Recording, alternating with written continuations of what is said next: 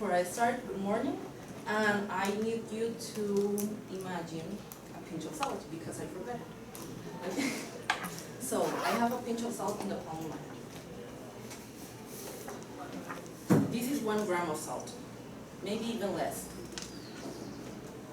I can barely feel it in the palm of my hand. But if just this much was about to be missing of a vitamin or mineral in your body, your health will be seriously compromised. The deficiency of micronutrients is what we call hidden hunger. Well, let's say the deficiency of vitamins and minerals, despite of the caloric intake we eat every day, is called hidden hunger. According to the World Health Organization, in 2021, over 2 billion of individuals suffer from hidden hunger. This paradox of hidden hunger highlights a critical issue. The quantity of food has increased globally, yet the quality of food has decreased and not kept pace at all, resulting in micronutrients deficiency. Despite an apparent abundance of food, many suffer from deficiencies in minerals and vitamins. Mostly, the 3 most common micronutrient deficiencies are iron, vitamin A, and iodine. Let's start with iron deficiency. Iron deficiency is the most common cause of anemia. Anemia affects, I would say, mostly children and women. And it is 40% of children from 6 months old to 5 years old, very young children. And then we have 30% of women from 15 to 49 years old. That would be from when we girls start menstruating until we get the menopause. And then let's not forget about the pregnant women. That is about 37%. Here's why iron is so important and essential for the body. It's essential for the formation of hemoglobin, which helps with the transportation of oxygen throughout the body, cell oxidation, participation in enzymatic reactions such as creation of new cells, neurotransmitters, amino acids, and hormone agents. It's also essential for motor and cognitive development, as well as acting on the immune system. But let's define what's anemia first. Anemia is mainly caused by iron deficiency, and it's a condition in which the number of red blood cells or the hemoglobin concentration within them is lower than normal. This means that if red blood cells are too few or too abnormal, they cannot carry enough oxygen through your body, and your body cannot function accordingly.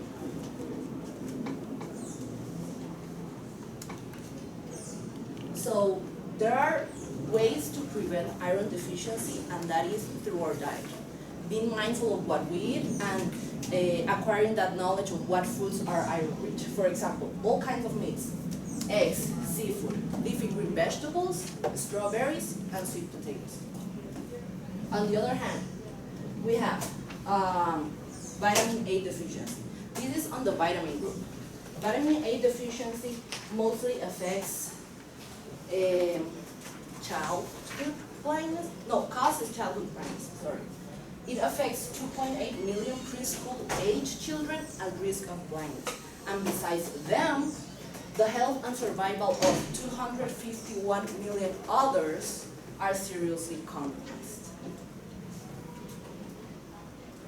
Vitamin A, also known as retinol, is essential not only for vision, but also for immunity, cellular signaling, reproduction, and it also acts as an antioxidant. I don't know if you have, in your skincare products, you've used retinol, or after a certain age you need to use retinol. Well, that's your antioxidant for your eyes and for your skin. It also acts on the immune system, fighting against cancer, for example, skin cancer, lung, bladder, and breast cancer.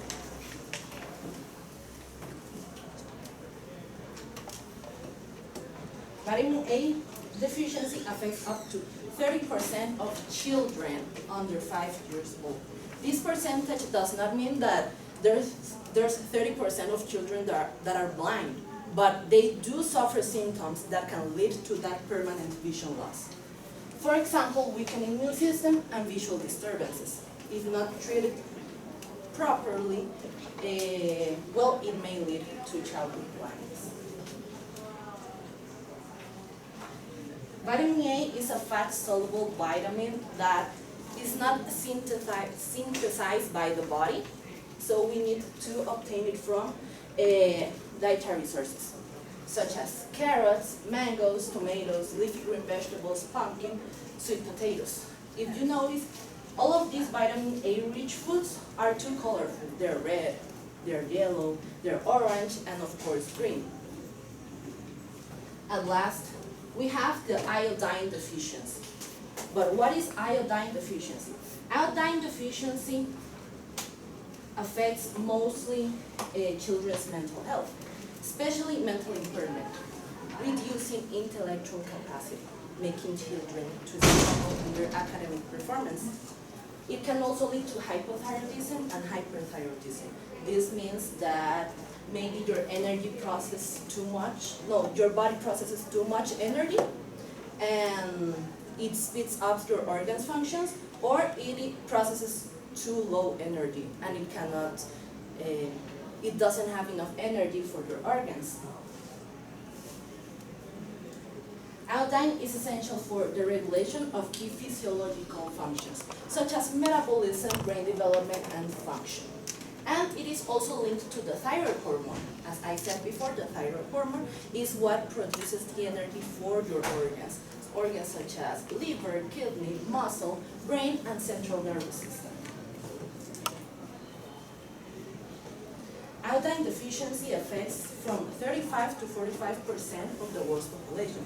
If you round that up, that would be almost half of the population. So the World Health Organization has created an implementation of iodized table salt to reduce this percentage to 30%. Iodine deficiency is also the most common cause of goiter disease, which is the enlargement of the thyroid gland. It shows as a swelling in the front of your neck. And it is also linked to the hyperthyroidism, which is the thyroid gland producing an excess of thyroid hormones, which I mentioned before is for the energy in our organs. Besides of this implementation of the World Health Organization, we need to look for iodine-rich foods in our diet. For example, seafood, seaweed, iodized table salt, dairy products, eggs, and strawberries. Iron, vitamin A, and iodine are the three most common micronutrient deficiency, but let's not forget that there are many others. Small changes make a big difference. So not only protein, carbohydrates, and fats are important for our optimal health, but let's be also mindful of the micronutrients we eat. So I invite you to commit today to choose nutrient density over caloric quantity to finally unlock your body's full potential. Thank you.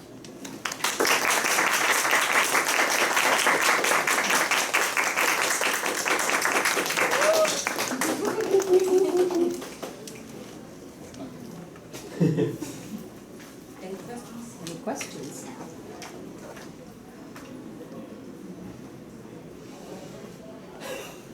All clear? Go ahead. Does the government of Costa Rica have any project or plan to fight those deficiencies in our population? I'll doubt it, since the food program is still very lacking. But since Costa Rica is also aligned to the international organizations, I do think that the iodized table salt is not something really common, right? But I do think that's a regulation.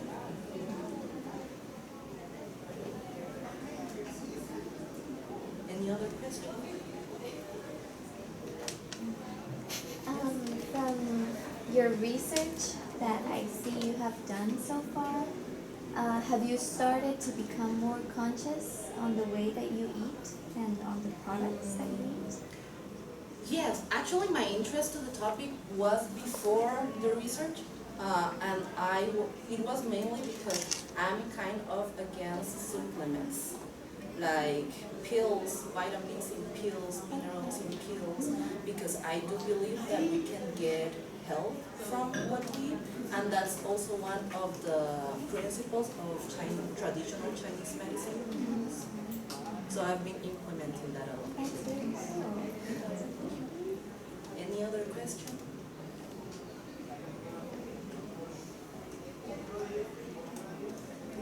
Do you know if the World Organization of Health have done something to overcome the 50 and 45% to 30%? In which deficiency? In the last one? I followed the last one. Yeah, I think it's the last one. Well, they have this regulation of iodization, salt iodization, which meant to include iodine in salt and table salt. So every time we consume salt, we get iodine.